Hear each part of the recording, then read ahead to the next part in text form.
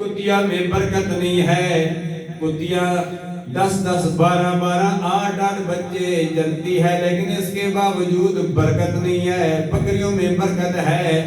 2 یا 3 بکرے 2 یا 3 بچے جنتی ہے لیکن اللہ تبارک و تعالیٰ نے اتنی برکت ڈال دی ہے کہ روزانہ بکریاں بھی ذبح ہو رہی ہے, بکرے بھی ذبح ہو رہے ہیں. ابھی قربانی کے دن آ رہے ہیں, بکریاں بھی ذبح ہوں گی, بکرے بھی ذبح ہوں گے لاکھوں کی تعداد میں, ہر ملک میں, ہر شہر میں, ہر محلے میں. لیکن پھر بھی بکریاں ختم نہیں ہوں گی, اس لیے کہ بکریاں رب ذوالجلال کو یاد کرتی ہیں.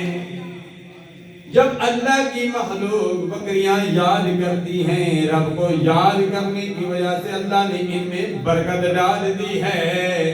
تو جو بندہ رب ذوالجلال کو یاد کرے گا, اللہ تبارک و تعالیٰ اس کے علم میں بھی, اس کے عمل میں بھی, اس کے عمر میں بھی اور اس کے رزق میں بھی برکتیں ڈال دے گا. اسی طرح 10ویں پارے میں رب ذوالجلال نے اس شخص کا ذکر کیا جس کا نام تھا ثعلبہ بن خاطب. امام الانبیاء نے تحیت و ثنا کی خدمت میں حاضر ہوتا ہے, عرض کرتا ہے یا رسول اللہ صلی اللہ علیہ وسلم, میں بڑا مفلس ہوں, میں بڑا غریب ہوں, میرے پاس 2 وقت کا کھانا بھی نہیں ہے, چھوٹے چھوٹے بچے ہیں. اللہ کے پیارے حبیب صلی اللہ علیہ وسلم نے دعا کی. دعا کا اثر یہ ہوا کہ سینہ چاکا نے چمن سے سینہ چاکا نے چمن کا ملاپ ہو گیا. اس کی ایک بکری تھی, کرتے کرتے اس کی ایک بکری یہاں تک کہ 10 ہو گئی, 20 ہو گئی, 50 ہو گئی, 100 ہو گئی, 200 ہو گئی, 300 ہو گئی. اتنی بکریاں ہوئی, اتنی برکت ہوئی کہ اس کی بکریاں وہاں شہر میں رہنا اس کے لیے محال ہو گیا, مشکل ہو گیا.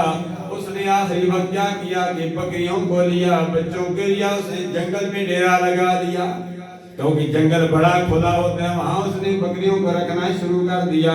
اللہ امام الانبیاء علیہ تحیت و ثنا نے صحابہ کرام کو زکوٰۃ کے لیے بھیجا.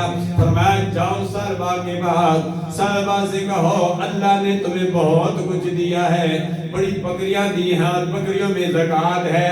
200 بکریوں میں 2 بکریاں زکوٰۃ ہیں, 300 میں 3 ہیں, 400 میں